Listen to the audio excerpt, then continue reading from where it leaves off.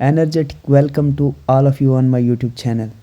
तो मैं आज आपको अमेंडमेंट के बारे में बताऊंगा कि अमेंडमेंट क्या होता है, अमेंडमेंट क्यों की जाती है, अमेंडमेंट कैसे की जाती है, वो सब चीज़ें आपको बताऊंगा। This is not a part of some series और लेक्चर। ये मेरा एक रैंडम वीडियो है जिसमें मैं आप लोगों को कॉन्स्टिट्यूशन के अमेंडमेंट के बारे में पढ़ाऊँगा।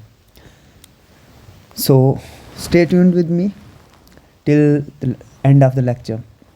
सबसे पहले अमेंडमेंट होता क्या है? अगर अमेंडमेंट के आप इंग्लिश मीनिंग पे जाए तो अमेंडमेंट का मतलब होता है चेंज। किसी चीज़ को चेंज करने को अमेंडमेंट बोलते हैं। उर्दू में इसको तब्दीली बोला जाता है। तो अब जो हम पढ़ने जा रहे हो amendment of the Indian constitution पढ़ने जा रहे हो। तो इंडियन कॉन्स्टिट्यूशन के जितने भी प्रोविजन है उनको कैसे चेंज करना है वो सब चीज़ें आज पढ़ेंगे हम। जस्ट बिकॉज अब बात आती है कि कॉन्स्टिट्यूशन को अमेंड करने की क्या ज़रूरत है। So as you all of know that कि our Indian Constitution is a living document, so it has to be adjusted according to changes nature of the society. So society जो जो change होती जाती है तो Constitution में तब्दीलियाँ लानी पड़ती है। Because Indian Constitution makers ने Constitution 1947 से पहले बनाना शुरू कर दिया, जिसको हमने प्रॉपर 26 जनवरी 1950 को इम्प्लीमेंट किया है। तो उस टाइम के अकॉर्डिंग उन्होंने बनाया था, लेकिन उनको पता था कल को सोसाइटीज़ में चेंजेस आने वाली है, तो उसके अकॉर्डिंग इसको एडजस्ट किया जाएगा टाइम टू टाइम, जिसकी वजह से इन्होंने हमारे कॉन्स्टिट्यूशन में अमेंडमेंट प्रोसीजर को डाला है। जो अमेंडमेंट का प्रोसीजर है ये हमने साउथ अफ्रीका से बारो करा है। तो सबसे पहले मैं आपको अमेंडमेंट्स की टाइप बताऊंगा। सबसे पहले अमेंडमेंट दो टाइप की होती है, इनफॉर्मल और फॉर्मल। अब इनफॉर्मल क्या होता है कि आप कॉन्स्टिट्यूशन को बिना देखे कॉन्स्टिट्यूशन से हटके अमेंडमेंट कर रहे हो और उसमें आपका जुडिशल वर्डिक्ट आ जाता है। अगर कोई भी जजमेंट आती है और जजमेंट में गाइडलाइंस वगैरह दी जाती है जज के द्वारा, तो उन सब चीज़ों को आप इनफॉर्मल अमेंडमेंट मान सकते हो, क्योंकि कल को कहीं पे भी आप उसको एज ए लॉ यूज़ कर सकते हो। कोई भी जज अगर अपना वर्डिक्ट देता है तो वो वर्डिक्ट आप एज ए लॉ यूज़ कर सकते हो, as a judicial president use कर सकते हो। दैट्स वाई हम इसको इनफॉर्मल अमेंडमेंट कहते हैं। तो वहीं पे आप फॉर्मल अमेंडमेंट भी होते हैं जो दो टाइप की होती है, एक सिंपल मेजॉरिटी से होती है, एक स्पेशल मेजॉरिटी से होती है। जो सिंपल मेजॉरिटी से वो फ्लेक्सिबल होती है, मतलब आराम से छोटी मोटी मेजॉरिटी चाहिए होती है तो उससे आप कॉन्स्टिट्यूशन को चेंज कर सकते हो। बट दूसरी टाइप ऑफ मेजॉरिटी जो रिजिड माना जाता है, जिसको स्पेशल मेजॉरिटी होती है, और स्पेशल मेजॉरिटी भी एक 360 आर्टिकल 368 के अंदर आती है और एक 368 से एम्बिट के बाहर। मतलब वो चीज़ें मैं आपको सब बताऊंगा वन बाय वन। तो उसके बाद मेजॉरिटी की भी कुछ टाइप्स होती है, जिसमें सबसे पहले आपको सिंपल मेजॉरिटी देखने को मिलेगा। अब सिंपल मेजॉरिटी से शुरू करूंगा मैं। सिंपल मेजॉरिटी क्या होता है कि more than 50% of the members present and voting. Suppose सबसे पहले तो मैं आपको कोरम बता दूं क्या होता है। कोरम होता है अगर आपने लोकसभा में प्रोसीडिंग्स शुरू करनी है तो at least 1/10 of the member Lok Sabha में होना बहुत ज़रूरी है। अगर 1/10 ऑफ द मेंबर लोकसभा में, तो अपनी कार्रवाई शुरू कर सकते हैं, क्योंकि कोरम एक बेसिक क्राइटेरिया होता है जहाँ पे आपको मिनिमम मेंबर्स चाहिए होते हैं 1/10, विच मीन्स अगर 500 सीट्स है लोकसभा में तो 500 में आपको 50 मेंबर्स होना ज़रूरी है लोकसभा की कार्रवाई बढ़ाने के। तो सिंपल मेजॉरिटी क्या होता है कि अगर लोकसभा में सपोज 50 मेंबर आए, 50 मेंबर में 15 मेंबर्स ने वोट करा, सपोज 15 या 20, अब 20 लेके चलो, 20 मेंबर्स ने वोट किया, 20 में से अब ये बोल रहा है 50% जो है फेवर में होने चाहिए, तब हम मानेंगे उसको सिंपल मेजॉरिटी। लाइक 20 में से अगर 11 वोट आ गए ना फेवर में, तो हम कहेंगे कि हाँ सिंपल मेजॉरिटी यहाँ पे प्रिवेल कर रही है, राइट। सो उसके बाद इस चीज़ को हम फंक्शनल मेजॉरिटी भी बोलते हैं या वर्किंग मेजॉरिटी भी बोलते हैं। ऐसा क्यों बोलते हैं? क्योंकि इस मेजॉरिटी से हम अपना जो भी मेन फंक्शंस वगैरह होते हैं उसको कैरी ऑन कर सकते हैं हम, क्योंकि जहाँ पे कोई भी मेजॉरिटी नहीं दी गई होती है वहाँ पे हम हमेशा सिंपल मेजॉरिटी से ही काम चलाते हैं। अब बात आती है सिंपल मेजॉरिटी और कहाँ कहाँ पे हम यूज़ कर सकते हैं।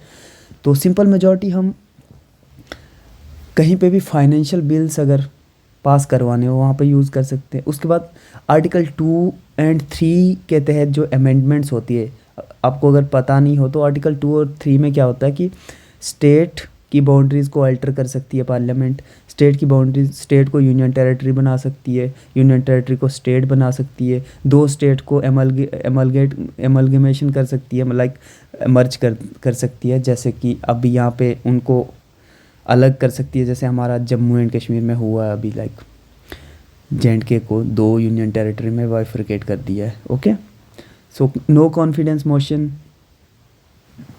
उसके बाद एडजॉर्नमेंट मोशन में भी आपका सिंपल मेजॉरिटी चलता है, सेंसर मोशन। उसके बाद कोरम इन पार्लियामेंट डिसाइड करने के लिए भी आपका सिंपल मेजॉरिटी से काम चलता है, राइट। ये आपका हो गया सिंपल मेजॉरिटी। अब एब्सोल्यूट मेजॉरिटी क्या होता है?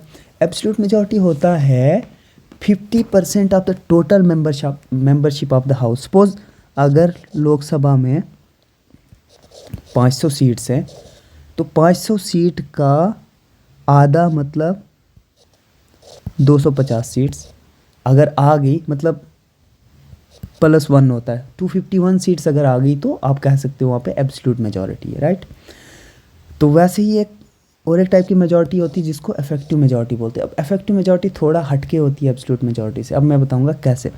सपोज अगर लोकसभा में 500 सीट्स हैं, 500 में 50 सीट्स आपकी वैकेंट है, लाइक 50 सीट्स आपकी वैकेंट है, तो ये आपकी 450 सीट्स हो गई। अब इन 450 सीट्स का हाफ जितना बनेगा उसको इफेक्टिव मेजॉरिटी बोलते हैं। 450 का हाफ बनेगा 225, 225 +1, अगर +1 226 सीट यहाँ पे आपका इफेक्टिव मेजॉरिटी बन गया। ये तीसरे टाइप की मेजॉरिटी होती है। अब जो चौथे टाइप की मेजॉरिटी होती है स्पेशल मेजॉरिटी, जो सबसे ज़्यादा रिजिड होती है, जिसको पास करवाने में सबसे ज़्यादा प्रॉब्लम आ सकती है। अब इसमें भी 4 टाइप्स होती है। पहली 2 टाइप्स ऐसी होती है जो आर्टिकल 368 से हटकर होती है, मतलब जो आर्टिकल 368 के एम्बिट में कवर नहीं होती है, वो उनका अलग प्रोसीजर है। और 368 जो टाइप 3 और टाइप 4 है वो 368 में आती है, और यहाँ पे प्रोसीजर बिल्कुल अलग होता है। अब मैं टर्न बाय टर्न सबका प्रोसीजर बताऊँगा। तो आर्टिकल 3 टाइप 1 की मेजॉरिटी जो होती है, जो आपका आर्टिकल 249 में अगर कोई भी सॉरी, टाइप 1 की स्पेशल मेजॉरिटी में क्या होता है कि जहाँ पे आपको 2/3 of the members present and voting अगर आपके फेवर में, तो आप मान सकते हो कि आपकी स्पेशल मेजॉरिटी है। लाइक अगर 100 मेंबर्स प्रेजेंट है लोकसभा में,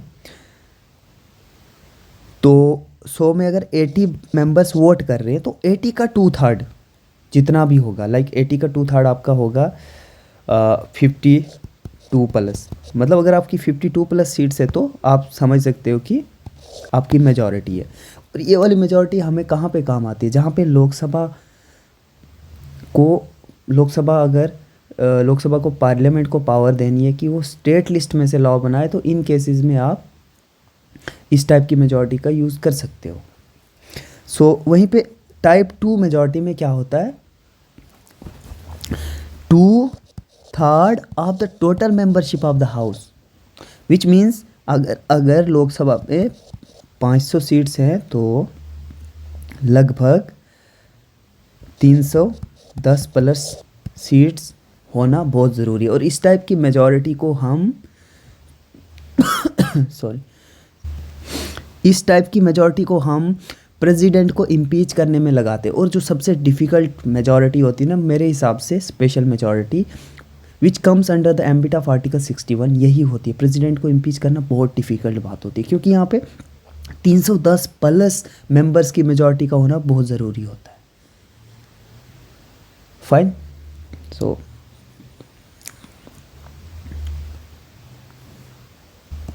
अब जो टाइप 3 ऑफ स्पेशल मेजॉरिटी है वो 360 आर्टिकल 368 के अंडर कवर होती है। यहाँ पे क्या होता है कि 2 चीज़ें सेटिस्फाई करनी होती है। टाइप 3 की बात कर रहा हूँ। पहली चीज़ है कि आप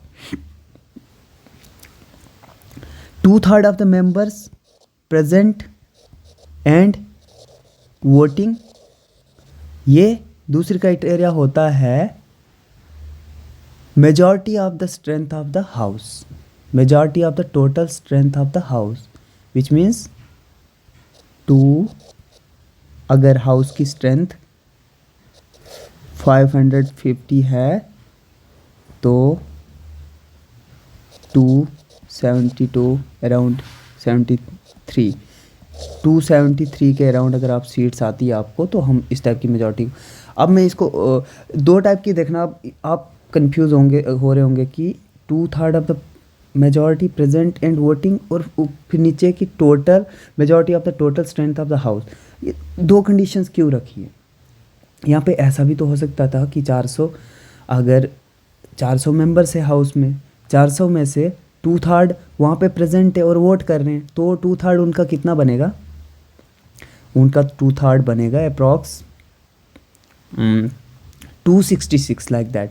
अगर 2/3 ही कंडीशन होती तो वो सिर्फ 266 मेंबर ही बन पाते जो फेवर में है वहाँ पे, लेकिन हमें चाहिए थे कितने? दूसरी कंडीशन भी तो सेटिस्फाई करनी है। दूसरी कंडीशन यही बोलती है कि majority of the total strength of the house, अगर हाउस में 550 मेंबर है तो मेजॉरिटी उसकी 273 अप्रॉक्स बनती है, लेकिन दूसरी वाली कंडीशन फिलफिल नहीं कर रही है। तो इट मीन्स जब ये दोनों कंडीशन फिलफिल होंगी तब हम मानेंगे कि ये वाली मेजॉरिटी है प्रॉपर हाउस में।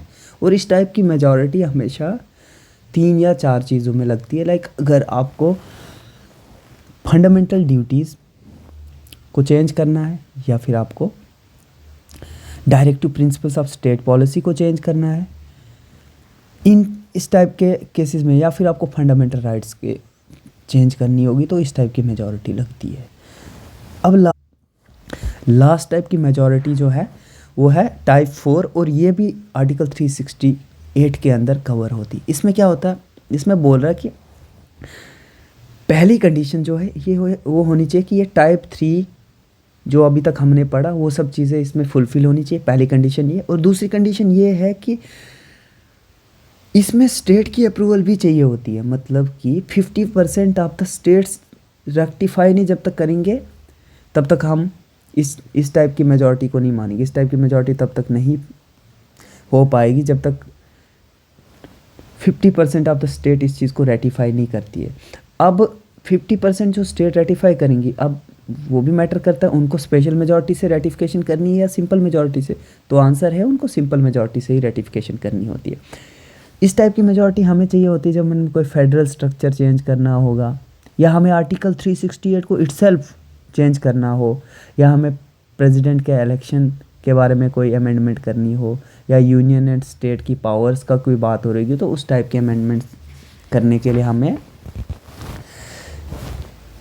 टाइप 4 ऑफ स्पेशल मेजॉरिटी का इस्तेमाल करना पड़ता है। अब बहुत सारी अमेंडमेंट्स हुई है, मैं शॉर्ट में आपको बताऊंगा। लाइक फर्स्ट अमेंडमेंट हुई थी लैंड रिफॉर्म्स के बारे में 1950 में। 7th अमेंडमेंट हुई थी स्टेट रीऑर्गेनाइजेशंस हुई थी, इसमें अलग अलग स्टेट्स को मिला के या तो अलग स्टेट्स बनाया था या फिर उनको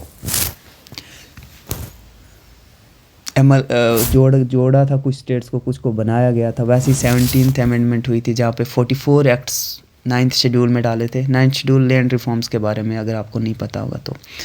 उसके बाद सबसे मोस्ट कंट्रोवर्शियल स्टेट अमेंडमेंट जो है वो 42nd अमेंडमेंट रही है, जहाँ पे इंदिरा गांधी ने लगभग पूरे कॉन्स्टिट्यूशन को चेंज कर दिया था।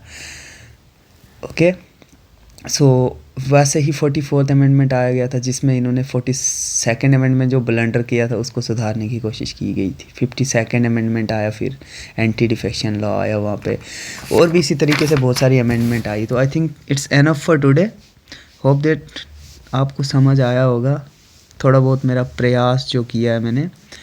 So good by two all of you, thank you for watching.